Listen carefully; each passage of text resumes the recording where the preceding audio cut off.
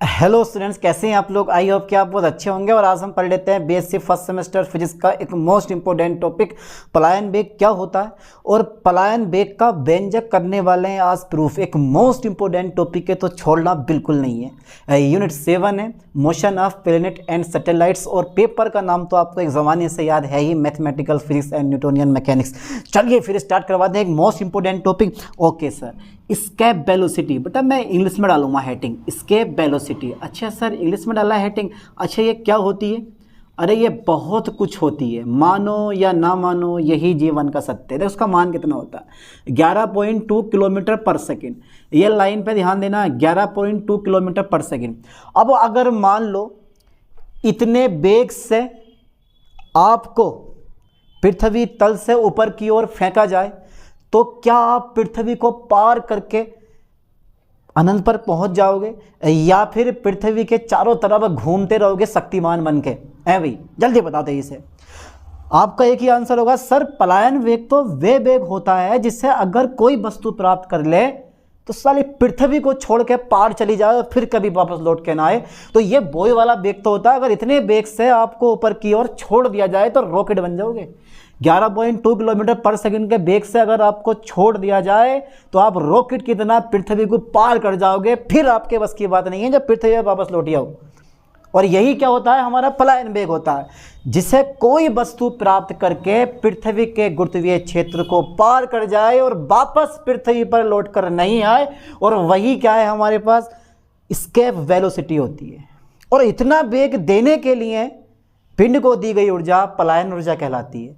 ये छोटी छोटी डेफिनेशन आपके दिमाग में फंसी हुई होनी चाहिए, ठीक है। यानी कि पलायन वेग 11.2 किलोमीटर पर सेकंड ये मिनिमम वेग है। इसके ऊपर आपको वेग देना पड़ेगा जिससे कोई वस्तु पृथ्वी के गुरुत्वीय क्षेत्र को पार करके बाहर पहुंच जाएगी, ठीक है। इससे कम है तो फिर शक्तिमान बन जाएगी चारों तरफ को, यानी कि वही पृथ्वी के चारों तरफ समांतर यानी कि क्षैतिज अक्ष के अनुदिश घूम मोशन करने लगेगी, ऐसा हवाई जहाज वगैरह गति करते हैं, ठीक है। तो वह कम से कम प्रारंभिक वेग जो किसी पिंड को किसी पिंड को पृथ्वी के गुरुत्वीय आकर्षण से बाहर भेजने के लिए आवश्यक होता है, स्केप वेलोसिटी कहलाती है। यानी कि वह कम से कम, ओके, वह कम से कम, ठीक है, वह कम से कम प्रारंभिक वेग। ओके सर, वह कम से कम प्रारंभिक वेग, ठीक है सर, आप पढ़ाते रहो आप। वह कम से कम प्रारंभिक वेग, ठीक है, जो किसी बॉडी को, जो किसी पिंड को, ठीक है सर, जो किसी पिंड को, ठीक है, पृथ्वी यानी कि अर्थ, पृथ्वी के गुरुत्वीय आकर्षण, ठीक है, गुरुत्वीय आकर्षण, ये बहुत छोटी सी परिभाषा है, गुरुत्वीय आकर्षण के बाहर, ठीक है, पृथ्वी के गुरुत्वीय आकर्षण के बाहर भेजने के लिए आवश्यक हो, भेजने के लिए क्या हो बेटे? आवश्यक हो, ठीक है, लाइन पे ध्यान देना, आवश्यक हो क्या कहलाता है? हमारा स्केप वेलोसिटी कहलाती है। यानी कि वह कम से कम प्रारंभिक वेग जो किसी पिंड को पृथ्वी के गुरुत्वीय आकर्षण के बाहर भेजने के लिए आवश्यक होता है, लिख दे जाऊँ, होता है, स्केप वेलोसिटी कहलाती है, स्केप वेलोसिटी कहलाती है। अच्छा हम कहते किसे हैं भैया? चलो हमने ये मान लिया कि स्केप वेलोसिटी कहलाती है। अच्छा इसे शो कैसे करते हैं? अरे भैया इसे शो तो करते होंगे, हाँ करते होंगे भैया, क्यों नहीं करते होंगे? इसे भी छोटा वाला बनाना है, कभी दे बड़ा मान दो, छोटा भी स्मॉल भी ई से दर्शाते हैं, ठीक है, एम राइट? अरे ओके बोलो, जोर से बोलो, ओके ठीक है, तो इसे भी से दर्शाते हैं। अच्छा इसका फॉर्मूला क्या आता है? अरे भैया फॉर्मूला क्या आता है? फॉर्मूला 2GR आता है। अच्छा सर 2GR यहाँ पे ई नहीं लगा रहे हो? ई, अब ई लगाने से कोई काम नहीं चल रहा ना, आर रहने दे रहे हैं, R for radii of earth. पृथ्वी की त्रिज्या कितनी होती है? 6.4 × 10⁶ मीटर होती है, ठीक है। अरे सर क्या बात है।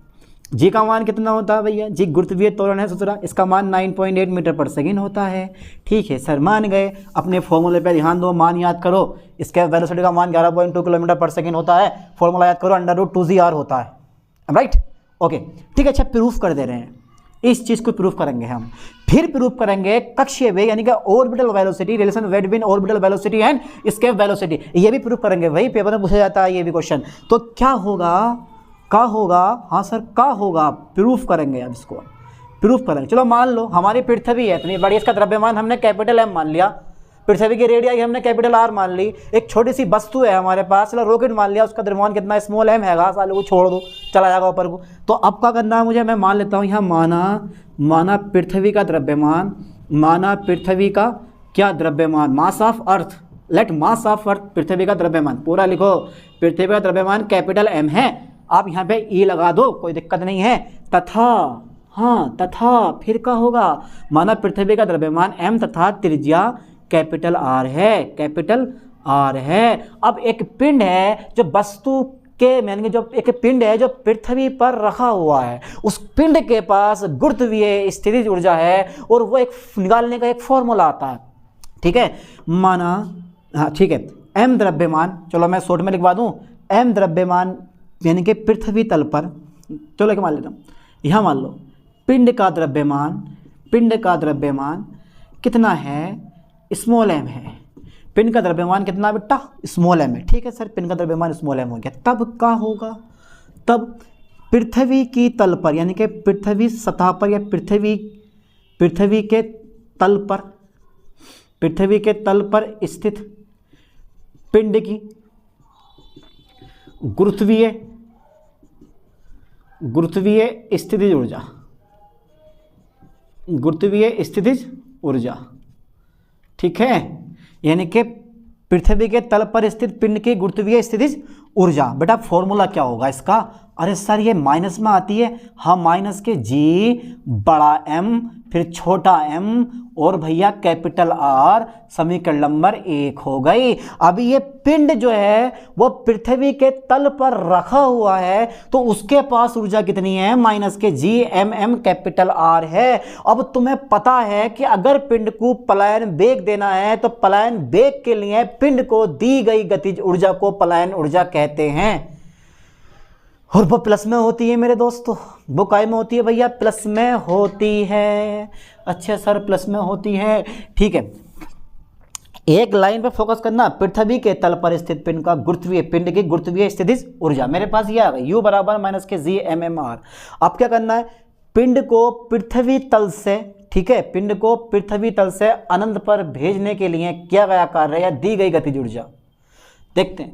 यानी कि पिंड को, ठीक है बेटा, पिंड को, ओके, पिंड को, ठीक है, पृथ्वी तल से, हाँ पृथ्वी तल से, अभी तो रखा है ये मस्ती मार रहा है, मजे में रखा है, अरे भैया हमारे पास बहुत सारी ऊर्जा, आप फेंको सोच रहे हो, अब जाएगा ना 11.2 किलोमीटर पर सेकंड तो निकलेगा इसका धुआं से करके। तो पिंड को पृथ्वी तल से अनंत तक भेजने के लिए दी गई गतिज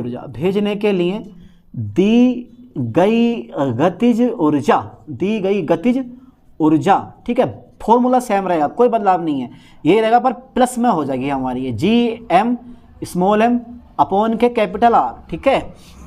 यहाँ ध्यान देना, पृथ्वी का द्रव्यमान कैपिटल M माना है, पृथ्वी की त्रिज्या हमने कैपिटल R मानी है, घबराने वाली बात तो है ही नहीं, जरा सी बूंदाबांदी है, घबराने की क्या बात है इसमें। चलिए देखते हैं, ठीक है। अब आपको पता होना चाहिए, क्या पता होना चाहिए सर कि पिंड की जो गतिज ऊर्जा होती है उसका एक फॉर्मूला और भी तो होता है, क्योंकि आपको पता है कि भाई पिंड का जो एस्केप वेलोसिटी है, पिंड का पलायन वेग कितना है। अरे सर पिंड का पलायन वेग सर होता है, पर होता कितना है वो हमें भी नहीं पता है। पिंड का पलायन वेग VE हो तो बेटा पिंड की गतिज ऊर्जा का एक फॉर्मूला है, पिंड की गतिज ऊर्जा का एक फॉर्मूला है, वो कौन सा है, वो है सर 1/2 mv²। अब जरा मुझे एक क्वेश्चन बता दो मेरे दोस्तों, देखता हूं कितना आपके अंदर माइंड है। 2 स्प्लेंडर बाइक हैं, देखी होंगी सब लोगों ने, 2 स्प्लेंडर बाइक हैं, एक बाइक पे एक व्यक्ति बैठा है, एक बाइक पे 3 व्यक्ति बैठे हैं। दोनों बाइक वाले समान दूरी तय करते हैं, समान ब्रेक लगाते हैं, तो कौन सी गाड़ी पहले रुकेगी? जिसपे एक व्यक्ति बैठा है वो पहले रुकेगी, जिसपे 3 व्यक्ति बैठे हैं वो पहले रुकेगी। कमेंट करके अपना आंसर दे मुझे जल्दी, फास्टली, ठीक है। चलो ओके, देखते हैं। अच्छा बेटा देखो, ध्यान देना, ये भी गतिज ऊर्जा है और ये भी गतिज ऊर्जा है, तो क्या ये दोनों की दोनों गतिज ऊर्जा आपस में बराबर होंगी? हाँ सर, बराबर कर दो। आपका क्या है, आप तो सर कुछ भी कर सकते हो, इसको इक्वेशन नंबर 2 मान लो। चलो यार ऐसे रहने दो, इन दोनों को बराबर ही कर दो यार।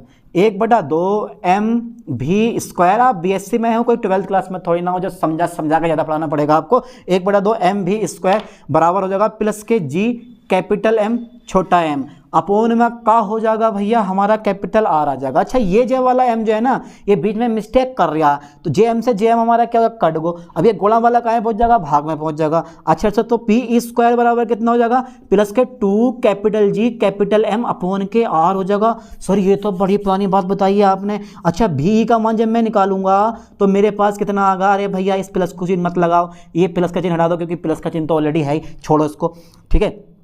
तो ये स्क्वायर लगा दोगे तो क्या जाएगा मेरे पास, रूट आ जाएगा। ये ऐसे करके 2gm अपोन में कितना आ जाएगा मेरे पास, R आ जाएगा, ठीक है। अभी फॉर्मूला ड्राइव नहीं हुआ, अब क्वेश्चन नंबर 2 बना सकते हो। हाँ सर, अभी gm का मान और लगाना पड़ेगा हमें। अच्छा सर, gm का मान और लगाना पड़ेगा, हाँ gm का मान लगाना पड़ेगा। देखते हैं, यहाँ तक स्क्रीनशॉट ले लो, ले लिया होगा, हटा दो, मैं इसको हटा दे रहे हैं। चलो लो सर, आपका बस चले तो आप तो पता ना, बस भी हटा दें, ट्रक भी हटा दें और डंपर भी हटा दें भाई।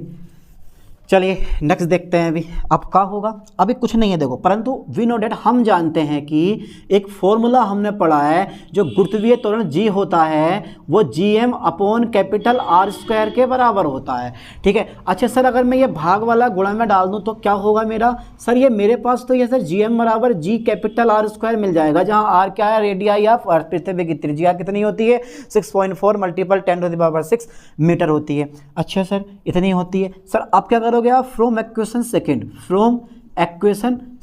अच्छा फ्रॉम इक्वेशन सेकंड क्या करने वाले हम, gm की जगह gr² लगा देंगे, तो हमारा जो है फॉर्मूला ड्राइव हो जाएगा 2gm अपोन के। हाँ अरे भैया, हमने gm की जगह क्या लगाया है, gr² लगाया है, ठीक है सर। अपोन में कितना है, r है, तो j वाले r से j वाला r कट गो, फिर मेरे पास क्या रहेगा, v बराबर √2gr रहेगा, ठीक है। ये हमारा कोई फॉर्मूला ड्राइव हो रहा है कि ये फॉर्मूला मैंने शुरू में लिखवाया था, हाँ लिखवाया था भाई, यही तो मेरे पास क्या है, पलायन वेग का सूत्र है। आप लिखना, यह पलायन वेग का सूत्र है, जिसके लिए हम इतनी मारामारी कर रहे हैं। यह पलायन वेग का क्या है, पलायन वेग का सूत्र है, ठीक है। हाँ सर ठीक है, ये पलायन वेग का सूत्र है। सर अब क्या होगा, अब क्या होगा सर, अब कुछ भी नहीं होगा। अब आपको क्या कर देना है, g का मान कितना होता है 9.8, अब 9 किधर से है, 9 है, मीटर पर सेकंड स्क्वायर, और r रेडियाई कितनी होती है, पृथ्वी की त्रिज्या 6.4 10⁻⁻⁴। अब कितनी लिखी गई है देखियो, 10⁻⁻⁴, 6.4 × 10⁻6 मीटर होती है। अच्छा दोनों के दोनों मान मैं यहाँ रख दूंगा तो मेरे पास कुछ डेटा ऐसे मिल जाएगा, ठीक है। 2 × g का मान 9.8 और r का मान है 6.4 × 10⁻, कितना बेटे मेरे पास 6। अच्छा ठीक है, मैं आगे सोल्व करवाऊं, क्योंकि डेरिवेशन में हम सोल्व करके दिखाते नहीं हैं यार किसी भी चीज़ को, तो स्क्रीनशॉट ले लो यहाँ से। तो सोल्व करने की ज़रूरत क्या है, जब मान सारे का सारा पता है आपको तो हम सोल्व क्यों करें, ऐ भैया सोल्व करना पड़ेगा। हटाओ, गुणा भाग करके डायरेक्टली हमारा आंसर आ गया 11.2 किलोमीटर पर सेकेंड, ठीक है। और यही क्या है बेटा, अनुगमन वेग का मान होता है, ठीक है, यही अनुगमन वेग का मान हो गया। अच्छा एक चीज़ और है, डालो थोड़ा सा हेडिंग, क्योंकि ये पेपर में आया हुआ है और पूछ भी लेता है आपसे। रिलेशन बिटवीन, ठीक है sir, relation between escape velocity, relation between escape velocity, ठीक है सर, स्केप वेलोसिटी एंड का होगा relation between escape velocity and orbital velocity. Sir orbital velocity, अच्छा सर ऑर्बिटल वेलोसिटी, ये सर ऑर्बिटल वेलोसिटी क्या होती है, इसको हिंदी में कहते हैं कक्षीय वेग। कोई बात नहीं है, घबराओ मत, मैं आपके साथ हूँ अभी, ठीक है। हो गया था ना, हो गया। अच्छा मैं एक कक्षीय वेग का मेरे पास फॉर्मूला आता है, ये जो तुम ऑर्बिटल वेलोसिटी देख रहे हो ना, ऑर्बिटल वेलोसिटी जो देख रहे हो आप, ठीक है, एफ का फॉर्मूला होता है v0, ठीक है, रूट, माय गॉड ये तो बहुत बड़ा लिखा जा रहा है, हमें ऐसे थोड़ी ना लिखना है, ऐसे लिखना भैया, ऐसे करके ये r बनाओ और ये, ठीक है, और ऊपर रह जाएगा मेरे पास G और भैया मेरे पास R प्लस के H। ये फॉर्मूला होता है V नोट का, ठीक है, ये लाइन पे ध्यान देना। ओके ओके सर, ये फॉर्मूला तो ऑर्बिटल वेलोसिटी का है। हाँ यार, ऑर्बिटल वेलोसिटी का सोचने वाली बात है। यदि h बहुत बहुत छोटा है r से हो तो h को क्या कर देंगे, h फॉर हाइट होती है, h को ख़त्म कर दो, हमारा काम तमाम। तो ये रह गया r और g अपोन में कितना रह गया बेटा, r रह गया। हाँ सर, अच्छा दोनों ऊपर नीचे अगर मैं r से गुणा कर दूं और r से भाग कर दूं तो क्या होगा है भैया, तो क्या होगा कुछ नहीं, बस इतना अंतर हो जाएगा, ये G कैपिटल R हो जाएगा और ये R स्क्वायर हो जाएगा। अब तुम्हें पता है कि R स्क्वायर का रूट खाली कितना होता है, R होता है, और इस R को बाहर खींच के इस R से ख़त्म कर देंगे और ख़त्म होते ही हमारा फॉर्मूला छोटा सा ड्राइव हो जाएगा। जल्दी यहाँ तक का स्क्रीनशॉट ले लो, टाइम नहीं है इतना, जल्दी लो स्क्रीनशॉट। ठीक है सर, ये स्क्रीनशॉट ले लिया होगा आप लोगों ने। अरे इंटेलिजेंट आप लोग, आपसे बढ़ के तो कोई इंटेलिजेंट हो ही नहीं सकता। ठीक है, अब जब मैंने R स्क्वायर बाहर ले लिया तो मेरे पास कितना बचा, ये जो कक्षीय वेग हमें घुमा रिया है, खुद भी घूम रहा है और हमें भी घुमा रिया है, पर हम कहाँ घूमने वाले हैं इसके बारे में भैया, ये आ गया मेरे पास GR। अच्छा ठीक है, एक न्यू हेडिंग है तो मेरे पास न्यू इक्वेशन बन जाएगी, इक्वेशन नंबर फर्स्ट। ठीक है, अब पता है कि पलायन वेग, क्योंकि भैया मेन टॉपिक हमारा ये पलायन वेग का, पलायन वेग अगर नहीं आएगा तो फिर क्या आएगा, कुछ भी नहीं आएगा। VE बराबर होता है √2GR, √2GR, इक्वेशन नंबर 2। अब मैं क्या करने वाला हूँ, 2 को 1 से डिवाइड करने वाले हैं। ठीक है, चलो कर दे रहे हैं। 2 को 1 से मैं क्या कर रहा हूँ, भाग कर रहा हूँ। सर आप तो कुछ भी कर देते हो, आपके करने की क्या है, आप तो सर आग लगा देते हो पानी में, कभी आप पेट्रोल से चुम्बक बना देते हो, सर कुछ भी कर देते हो आप तो। ये आ गया मेरे पास GR। ठीक है, ओके आगो। अब देखो GR से GR कट जाएगा और √2 ऐसे रहेगा, √2 हमारा क्या रहेगा, ऐसे रहेगा। और ये अब देख रिया मिन, अरे यार मेरे पास तो कुछ भी नहीं बचा, हाँ बचेगा, ये भाग वाला कहाँ पहुँच जाएगा, गोला में, तो V बराबर आ जाएगा √2 और ये आ गया बेटे V नोट। ठीक है, और ये क्या है, यही तुम्हारे पास क्या है, यानी कि this is the relation between escape velocity and orbital velocity, यानी कि यह है, ठीक है, यह है escape velocity, escape velocity, okay, तथा ऑर्बिटल वेलोसिटी में संबंध है, ऑर्बिटल वेलोसिटी में क्या है, रिलेशन है। ठीक है, okay, I am right, okay right. और बताओ क्या हाल है आपके, कर लिया यहाँ तक है भैया। अब नेक्स्ट लेक्चर में जो पढ़ाऊंगा ना, वो केपलर के नियम लिखवाऊंगा और उनको प्रूफ करवाऊंगा। लेक्चर देख लियो सब पे सब। ठीक है, चलिए मिलते हैं नेक्स्ट वीडियो में नेक्स्ट लेक्चर के साथ। थैंक्स।